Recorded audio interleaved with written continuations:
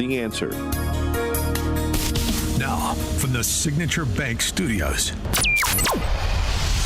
This is Chicago's Morning Answer with Dan Proft and Amy Jacobson on AM 560. The Answer.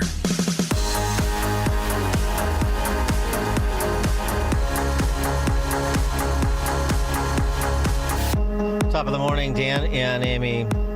Remember how the last couple of years all we heard from animatronic Anthony Blinken and Jake from the State Department, and of course the big guy was that Ukraine can win and that any sort of cessation in hostilities would be driven by Ukraine.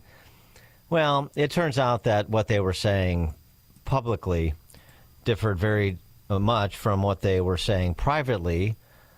So we confirm from an unexpected source, unusual candor from Nancy Cordes, the White House correspondent for CBS News.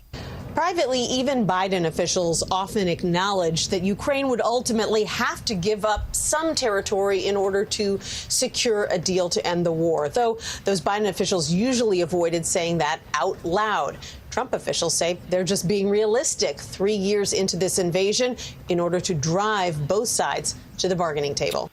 Right, and J.D. Vance is writing point on this, although we need Vance and Hegseth and Trump to get on the same page in terms of public comments. It's fine to say publicly what the previous administration was conceding privately, and that concession privately, of course, was not said publicly because it would represent a failure of Biden administration foreign policy. But the problem right now is not exactly clear on where the United States is. And if you're not going to be unified in what you say publicly with respect to key parties, then perhaps don't say it publicly. Defense Secretary Pete Hegseth saying Wednesday Ukraine couldn't join NATO and that returning to its borders before Russia's first invasion in 2014 is quote-unquote unrealistic. Then Hegseth walked back the NATO point, whether or not Ukraine could join, saying everything's on the table, though Trump said he liked Hegseth's original statement. But in an interview that J.D. Vance gave to the Wall Street Journal about this, he talked about everything being on the table. You heard in Mike Scott's newscast, including military action. Now, you don't get too exercised about that. Of course, his basically just saying everything is on the table because you're not going to publicly disclose what you're willing to concede. And that's what he said. But that certainly takes a much tougher tone than did Hegseth. He also said Vance did, there are economic tools of leverage. There are, of course, military tools of leverage. There's a whole host of things we could do. But fundamentally, I think the president wants to have a productive negotiation, both with Putin and with Zelensky. So is this the right approach to bring an end to the war in Eastern Europe? For more on the topic, we're pleased to be joined by Rebekah Koffler, former DIA intelligence officer, best-selling author of Putin's Playbook, and host of the Trump's Playbook podcast. Rebekah, thanks for joining us again. Appreciate it. Of course, Dan. Such a pleasure to be here with you, Amy, and your audience. So give us your analysis of this week's happenings on this front. Sure. It was President Trump is very clear that he wants to end this war. Unfortunately, he has to contend with the situation that he inherited by the previous administration, which put him in a really, really difficult position. Washington, as well as NATO, we now look like idiots because after 3 years and pumping $200 billion in cash and military hardware into Ukraine, out of which only $71 billion, according to Zelensky himself, came to Ukraine. So where did the rest go? 1,000. May have to get the Doge boys on that, yeah. Exactly. I know. Yeah. 1 million men, Russian and Ukrainian, are dead or gravely wounded.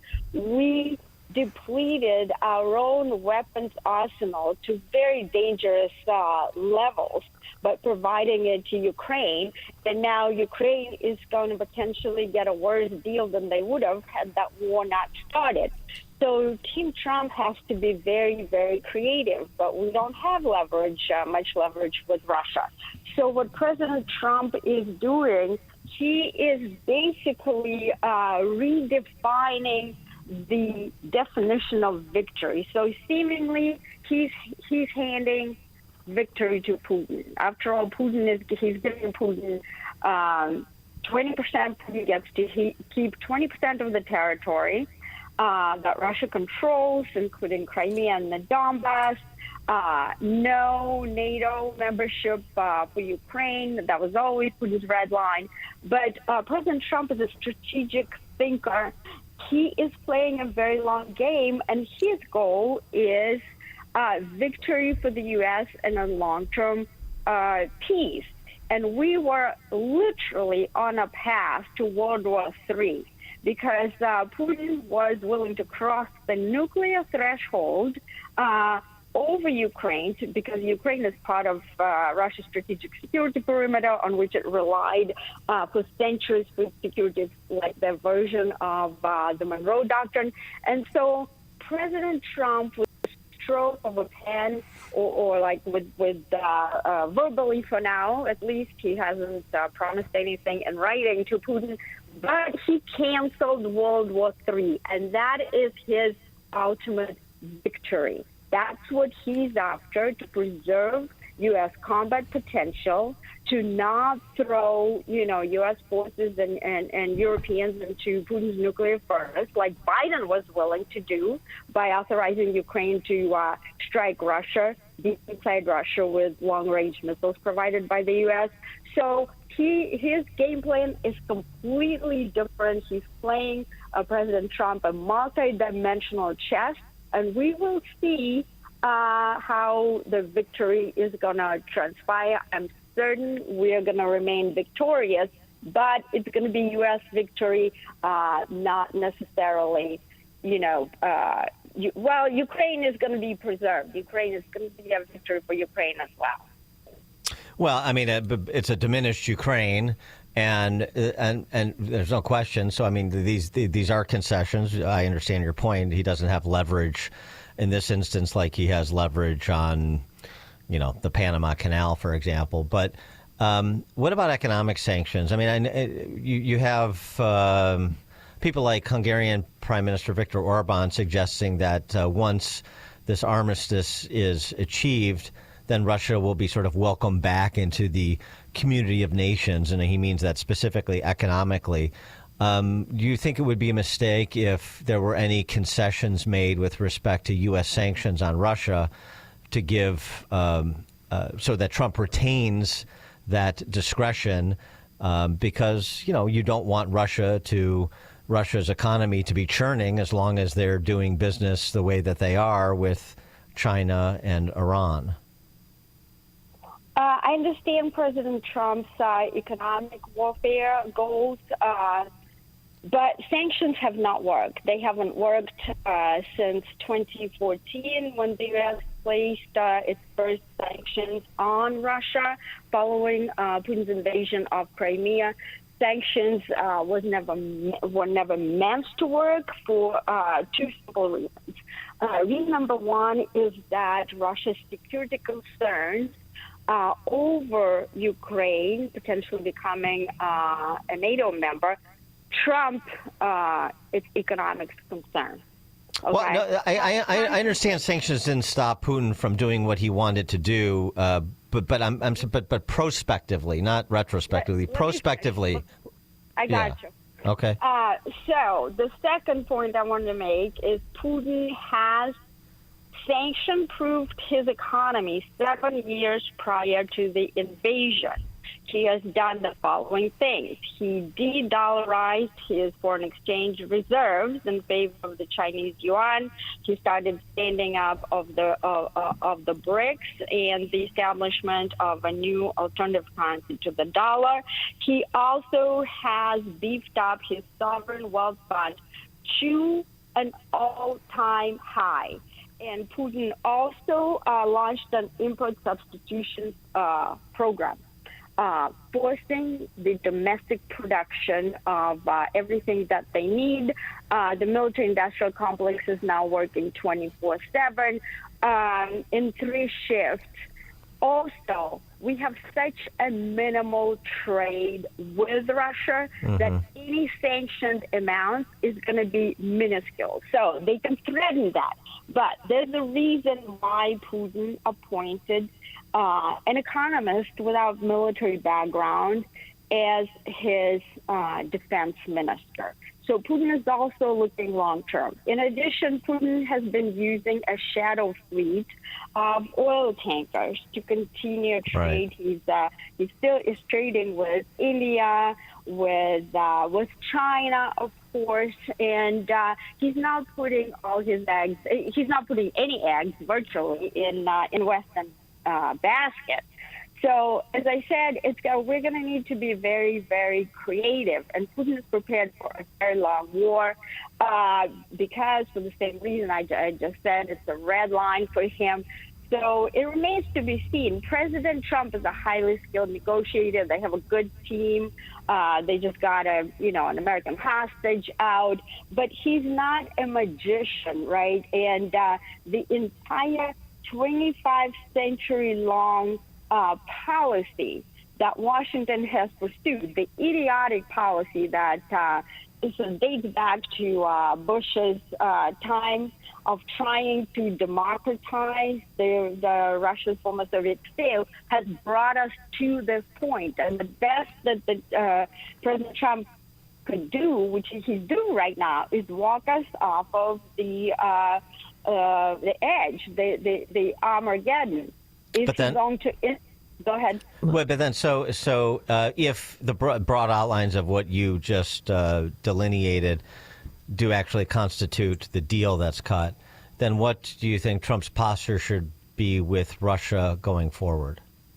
It depends on what we want with Russia. As an intelligence officer, we don't recommend policy. The question is, what is it that we want?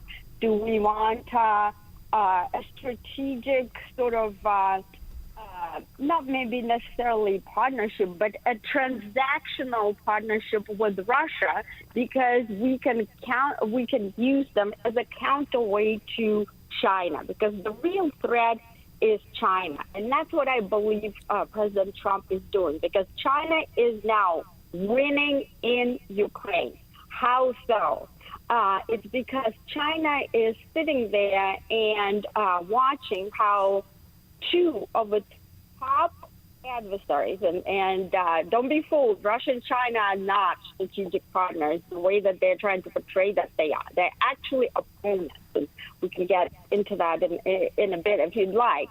But China is watching 2 of its top adversaries, the United States and Russia, deplete their respective weapons arsenals, especially us. The Russian weapons arsenal keeps, reproducing, again, because Putin transitioned his economy and military on a wartime footing. And so Trump wants to preserve our combat potential, and he wants to use Putin to counteract China. He wants to split that alliance, which is very, very, very dangerous. And that, I believe, is feasible. And on the threat of Russia, of China's threat to Russia, they have a very long border. China's military is growing. They're tripling its nuclear weapons arsenal. And so the concern that the Russians have always had is that Far East, that the Chinese, and there's a lot more Chinese, there's a Boeing of Chinese, as opposed to the Russians. Their demographics is declining, the Russians, that is. And so I think Putin might be susceptible to Trump's tactics to compel him to stop that war in Ukraine. Rebekah Koffler, former DIA intelligence officer, best-selling author of Putin's Playbook, and host of the Trump's Playbook podcast. Rebekah Koffler, thanks for joining us again. Appreciate it. Of course, a pleasure. Thank you. And she joined us on our turnkey.pro answer line. It's what Chicago is talking about. It's Chicago's Morning Answer with Dan and Amy on AM 560.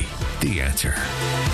You heard me talk about Relief Factor and how so many people enjoy a better, more pain-free life because of it. If you're dealing with everyday pain, it makes sense you'd want to try it first. Well, Relief Factor makes that pretty pain-free too with their 3-week quick start kit for only $19.95, less than $1 a day. Relief Factor is a daily supplement that fights pain naturally. Relief Factor doesn't just mask pain temporarily, it helps reduce or eliminate pain. Visit relieffactor.com or call 1-800-4RELIEF, 800-4RELIEF for Relief Factor. For many out on the streets with no address, when the hope dies, it's hard to be found. You get these people off our streets now. It's not that simple. They're human beings. Where are they meant to go? Homelessness could happen to anyone. I don't know how much longer I can do this. Their story